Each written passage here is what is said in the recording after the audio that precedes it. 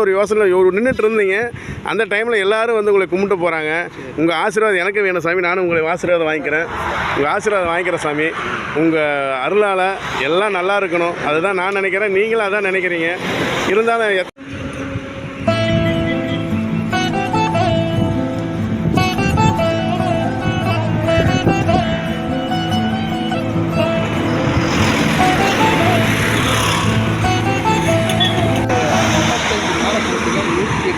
போட்டுங்க 6000க்கு மேலே ருத்ராட்சி இருக்கு. ஆமாம், உங்களுக்கு நீங்கள் போட்டிருக்கிறது 6000க்கு மேலே இருக்கு. எனக்கு உள்ளாரே அவர் குடியிருக்கிறாரு. உங்களுக்குள்ள அவர் குடியிருக்கிறாரு சிவபெருமான். சரிங்க. அவருக்கு தான் இந்த மாலையை நான் போட்டுருவேன். சரிங்க. அவருக்கு நீங்கள் போட்டிருக்கிறீங்க. ஆமாம், அவருக்கு தான் நான் போட்டுருவேன். எனக்கு போட்டுக்கல. உங்களுக்கு நீங்கள் போடல. விபூதிலாம் எதுக்கு அவர் உள்ளார இருக்காரு, ஆத்மா உள்ளார இருக்காரு. சரிங்க. அதனால நான் அந்த விபூதி அவருக்கு பூசணும், எனக்கு பூசிக்கல. நல்லது சாமி, நல்லது. அதனால நான் வந்து ஒரு பொம்மை தான். சரிங்க. அதே வந்து இப்போ எத்தனை பேர் வந்துட்டு போனாங்க? எத்தனை பேர் வராங்க? நிறைய பேர் வந்து கும்பிட்டு போனாங்க. அதான் நான் ஒன்று சொன்னாலும் நல்லது நடக்கும்.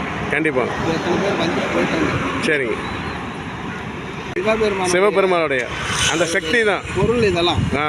அப்பதான் நாடி வராங்க. என்ன நாடி யாரும் வரல. அது வந்து நிறைய பேருக்கு தெரியணும். சாப்பாடு அன்னதானம் முடிஞ்ச வந்து செய்யுங்க. அன்னதானம் தியானம் செய்யுங்க. எல்லாத்துக்கும் உதவி செய்யுங்க. ஓகே. அன்னதானம் தான் உங்கள் நாலஞ்சு வேலையை உங்கள் குடும்பத்தையும் வாழ்த்தும். நன்றி சாமி, நன்றி. உலகத்திலேயே அன்னதானம் பசி தான். அதுதான் மிக சாப்பாடு வாங்கி. சரிங்க சார். இடிஞ்ச வரல அந்த கலவை சாப்பாடு இல்லாமல் வெள்ளை சாப்பாடு. சரிங்க. ஒரு ஹோட்டலில் கொடுக்குறாங்களே அந்த மாதிரி வாங்கி கொடுங்க.